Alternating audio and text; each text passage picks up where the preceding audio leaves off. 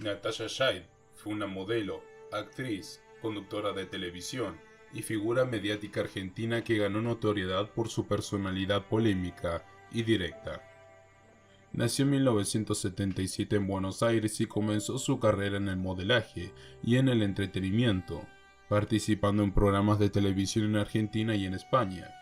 También fue conocida por su participación en reality shows y sus apariciones en programas de entrevistas. Fue esa misma fama y su manera de conectarse con su público la que la condenaría. Uno de los momentos más destacados en su carrera mediática fue cuando en 2018, Natasha Shide hizo fuertes denuncias sobre una red de explotación de menores en Argentina, en la que supuestamente estaban implicadas figuras muy importantes del país. Estas acusaciones generaron un gran revuelo y controversia en los medios de comunicación, y Natasha Shide aseguró en repetidas ocasiones que su vida corría peligro por la información que ella tenía. Su deceso en 2019, en circunstancias que muchos considerarían sospechosas, alimentó teorías de conspiración y llevó a la sociedad a cuestionarse si su fallecimiento estaba vinculado con las denuncias que ella había hecho. El mundo del espectáculo estaba lleno de luces deslumbrantes, pero también de sombras profundas. Natasha Shide fue una mujer que vivió en el filo entre la fama y el peligro, modelo, actriz, conductora, pero sobre todo una voz incómoda para muchos. Su historia estaba marcada por el escándalo, las denuncias y un final que dejó más preguntas que respuestas. ¿Qué sabía Natasha Shide? ¿Fue su deceso una simple coincidencia o el silenciamiento de alguien que sabía demasiado? En este video exploraremos los misterios que rodeaban su vida y su trágico final. Pero antes de empezar con este video, aprovecho estos segundos para que te unas y te suscribas. Así juntos descubriremos los enigmas alrededor de Natasha Shide. El cuerpo de Natasha Shide fue encontrado en la habitación de un complejo en Benavides, una madrugada fría del 2019. Las noticias hablaron de un supuesto paro cardíaco por consumo de sustancias ilegales, pero las evidencias parecían contar otra historia. En los días que siguieron, las preguntas se multiplicaron. ¿Fue realmente un accidente? ¿O su valentía al denunciar una red de explotación de menores le había costado la vida? Años antes, Natasha había advertido: si algo me pasa, no fue un... Sus palabras resonaron como un presagio. Con una voz inquebrantable había señalado a figuras poderosas, revelando verdades incómodas que muchos preferirían ignorar. Pero esas mismas verdades la convirtieron en un blanco. Para entender lo que llevó a ese fatídico instante es necesario retroceder y explorar la vida de una mujer que desafió al poder con la confianza de su palabra. Desde su infancia en Buenos Aires hasta su ascenso en la televisión, desde las luces del espectáculo en España hasta el abismo de la polémica en Argentina, Natasha vivió como una llama intensa, brillante y para algunos demasiado molesta. El comienzo de esta historia se remonta al 13 de agosto de 1977. Natasha Shide nació en Buenos Aires, Argentina, en el seno de una familia de clase media. Su infancia estuvo marcada por un entorno difícil y una personalidad rebelde que desde temprano la distinguió de los demás. Creció en una sociedad donde las oportunidades para las mujeres eran limitadas, pero Natasha nunca permitió que las adversidades definieran su destino. Fue durante su adolescencia que encontró en el modelaje una oportunidad para destacar. A los 16 años se empezó a participar en pequeños desfiles locales, donde su actitud segura y mirada desafiante llamaba la atención. Aunque era joven, Natasha entendía que el mundo del espectáculo no era solo un espacio de glamour, también podía ser un campo de batalla. Conscientemente cultivó una personalidad que irradiaba confianza y desafiaba las normas. Sin embargo, el camino hacia el éxito no fue sencillo. Las puertas no se abrían fácilmente y Natasha tuvo que enfrentar prejuicios y rechazos. Pero cada obstáculo la fortalecía, convirtiéndola en una mujer que no temía decir lo que pensaba ni desafiar a quienes intentaban detenerla. Fue esta misma determinación la que la llevó a probar suerte fuera de Argentina. Con el sueño de un futuro más prometedor, dejó su país natal para instalarse en España. Allí su vida dio un giro. Las oportunidades crecieron y su carrera en el modelaje comenzó a consolidarse. Su carácter extrovertido y su magnetismo natural no pasaron desapercibidos. y pronto empezó a abrirse camino en el mundo del espectáculo europeo, sentando las bases de la figura mediática que años después daría tanto de qué hablar. Tras Gran Hermano España, Natalia participó en varios programas de televisión, donde se destacó como panelista y colaboradora. Su capacidad para generar polémica y mantener la atención del público la convirtió en una figura recurrente en los medios. En paralelo, incursionó en el mundo del entretenimiento nocturno trabajando como animadora en discotecas y clubes exclusivos, donde su magnetismo seguía atrayendo seguidores. Pero la fama vino con un precio. En el mundo del espectáculo español no era fácil destacar sin ceder a las presiones del medio. Los comentarios ácidos de Natalia, su rechazo a las hipocresías del sistema y su negativa a quedarse callada ante situaciones injustas, poco a poco comenzaron su relación con la industria del entretenimiento europeo, se tornó más complicada. No obstante, su tiempo en España dejó una huella significativa. Más allá de la controversia, este periodo le enseñó a Natalia a navegar en un mundo donde la imagen y la percepción no eran todo.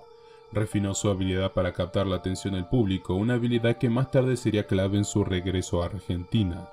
En Europa aprendió a sobrevivir bajo los reflectores y con cada paso se forjó como una mujer fuerte. Cuando Natalia ya regresó a Argentina ya no era la misma mujer que había partido hace años. El brillo de las cámaras en España había moldeado su carácter. Su regreso al país no fue silencioso. Pronto la televisión argentina la recibió con los brazos abiertos, no como una simple figura mediática, sino como un huracán impredecible. Era panelista, conductora, entrevistadora y en cualquier rol que asumiera su presencia irradiaba una energía intensa. Pero esa honestidad también brutal también tenía un precio. Con cada aparición pública Natalia acumulaba enemigos. En un medio regido por las hipocresías y doble discursos, ella era una amenaza para los poderosos y con cada frase mordaz, con cada revelación incómoda, iba desenterrando las grietas de un sistema que muchos preferirían mantener oculto. Fue en este periodo cuando comenzó a recibir las primeras amenazas, llamadas anónimas, mensajes ambiguos, advertencias que se filtraban entre las sombras. «Está jugando con fuego», le decían, pero Natalia no retrocedía. Al contrario, cada intento de silenciarla parecía alimentar su determinación. En este capítulo de su vida, la televisión dejó de ser solo un medio de entretenimiento y se transformó en su escenario. Bajo las luces de los reflectores, Natalia comenzaba a insinuar que sabía cosas que no debía. Sus palabras, a menudo ambiguas, parecían esconder mensajes para quien entendían las implicaciones. Mientras el público se entretenía con sus escándalos, un pequeño pero poderoso círculo de personas comenzaban a verla como un peligro. «Te vamos a callar» era una de las muchas frases que resonaban en su cabeza, una advertencia que escuchó más veces de la que podía contar. Las amenazas llegaron primero como murmullos, mensajes crípticos que parecían más burlas que advertencias, pero a medida que Natalia hablaba más, esas palabras se volvieron más directas y mucho más aterradoras. Ella constantemente recibía llamadas a cualquier hora confesando en una entrevista. Números desconocidos con voces distorsionadas decían: «¿Te gusta hablar? Veamos cuánto te dura la lengua». Al principio pensaba que era una broma, pero esas bromas comenzaron a seguirme en la vida real. Esto fue lo que declaró en una entrevista. No se trata solo de palabras. Natalia sentía que la vigilaban, que alguien la seguía. Su rutina, ya marcada por la intensidad de la fama, comenzó a cambiar. Evitaba ciertos lugares y cancelaba algunos compromisos. A veces miraba por encima del hombro al caminar esperando ver una cara familiar entre la multitud. Pero nunca veía nada, solo sentía esa presencia, ese peso invisible que parecía acecharla constantemente. «Si algo me pasa no fue un accidente», esto ella advirtió públicamente, mirando directo a la cámara. Su tono era serio, sus palabras una mezcla de desafío y miedo. Sabía que lo que decía podía costarle caro, pero también sabía que callar era entregar la última parte de sí misma. Las amenazas no se detuvieron. Recibía mensajes que describían detalles de su vida privada, lugares donde había estado, personas con las que se había reunido, y no era paranoia, insistía. Ellos sabían todo, quería que yo supiera que ellos estaban cerca. Una noche, mientras regresaba a su casa, encontró una nota deslizada bajo la puerta. Era un simple trozo de papel escrito a mano que decía: «Hay cosas que es mejor no decir». En su vida pública, Natalia era fuego, pero en la privacidad de su hogar vivía con una inquietud que solo ella conocía. Sabía que estaba jugando con las fuerzas que podían destruirla, pero también sabía que su verdad valía ese riesgo. En los últimos años de su vida, Natasha Jade parecía habitar una especie de exilio emocional. Había construido su carrera a base de su voz, de su capacidad para hablar alto y claro, pero ahora esa misma voz la estaba condenando a una soledad desgarradora. La industria que alguna vez le celebró ahora le daba la espalda. Los productores evitaban invitarla. Los colegas esquivaban su nombre y quienes antes la alababan ahora preferirían guardar silencio. En las reuniones de los medios, Natasha ya no era bienvenida. Su presencia era incómoda, un recordatorio viviente de las verdades que nadie quiere escuchar. En privado, la soledad se convirtió en su única compañía constante. Las amenazas habían hecho de su hogar un refugio, pero también una prisión. Pasaba horas mirando por la ventana, observando un mundo que sentía cada vez más distante. Nadie quiere estar cerca de alguien como yo, dijo en una ocasión con una risa amarga que no alcanzaba a ocultar el dolor detrás de sus palabras. Sus noches eran de lo peor. En la oscuridad, los recuerdos de su batalla y las voces de las amenazas parecían mezclarse en un eco interminable. Me vigilan, lo sé, dijo más de una vez. Esa certeza la mantenía alerta, pero también la desgastaba. Cada pequeño ruido en la casa, cada sombra en la ventana, alimentaba su inquietud. En sus últimos días era evidente que Natasha no era la misma. La mujer fuerte y desafiante seguía ahí, pero ahora cubierta por un manto de tristeza. Sus palabras finales en las redes sociales reflejaban un grito de ayuda, uno que nadie pareció escuchar a tiempo. Ya alcanzamos el 23 de febrero de 2019. El cuerpo de Natasha Jade fue encontrado en una cama dentro de un salón de eventos en Benavides, un distrito de la provincia de Buenos Aires. La noticia conmocionó al país. La mujer que durante años había desafiado al poder y expuesto verdades incómodas, ahora yacía sin vida en circunstancias que desde el principio se sintieron turbias, rodeadas de un velo de misterio. El informe preliminar indicaba que la causa de su deceso había sido un paro cardiorrespiratorio, producto del consumo de sustancias ilegales. Sin embargo, las inconsistencias en la escena levantaron sospechas. Su cuerpo estaba tendido sobre la cama, rodeado de un grupo de personas cuya versión de los hechos variaba con cada declaración. Entre ellos el dueño del lugar, un amigo y otras figuras cuya relación con Natasha nunca quedó del todo clara. Los informes policiales hablaron de un cóctel de sustancias, pero las preguntas surgieron rápidamente. ¿Cómo llegó ella allí? ¿Por qué estaba rodeada de personas que apenas conocía? ¿Y cómo es que una mujer que había advertido repentinamente que temía por su vida terminaba en una escena tan inusual? Natasha había utilizado las redes sociales y los medios de comunicación para anunciar que estaba en peligro. Había mencionado nombres, señalado redes de corrupción y explotación infantil. Se había enfrentado a figuras poderosas de la política, los medios y el deporte. En una de sus últimas apariciones públicas deja claro que no confiaba en el sistema judicial. El deceso de Natasha desató una tormenta en los medios. Las primeras noticias se centraron en la versión oficial destacando el supuesto consumo de sustancias ilegales y sugiriendo que nunca había sido un deceso accidental.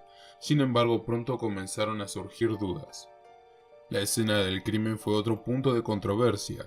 Según testigos, la policía llegó tarde y no aseguró el área adecuadamente. Habría indicios de que la escena pudo haber sido manipulada, y las pruebas presentadas dejaron más dudas que certezas. ¿Por qué no había signos claros de una sobredosis? ¿Y por qué los testigos parecían confusos y contradictorios? Además, se encontró que el celular de Natasha había sido manipulado. Algunos mensajes y archivos desaparecieron misteriosamente, lo que alimentó las teorías de un encubrimiento. Aún así, la versión oficial insistió en que su deceso había sido consecuencia de su estilo de vida, pero las teorías alternativas se multiplicaron. Tras el deceso de la figura de Natasha Jade quedó envuelta en un aura de misterio y tragedia. Para uno fue un mártir que sacrificó todo para revelar la verdad, y para otros un símbolo de cómo el sistema puede aplastar a quienes lo desafían. Su caso sigue siendo un recordatorio de lo peligroso que puede ser hablar en voz alta cuando las verdades incomodan. Años después su nombre sigue resonando en Argentina, un eco persistente que exige justicia y respuestas que aún no llegan. Hasta el día de hoy el caso de su deceso sigue siendo polémico y muchos creen que no se ha investigado de manera exhaustiva. Su figura y sus declaraciones dejaron una marca en la sociedad argentina, convirtiéndose en un símbolo de la lucha contra la corrupción y la explotación, aunque también en un recordatorio de los peligrosos que puede ser enfrentar quienes denuncian redes de poder.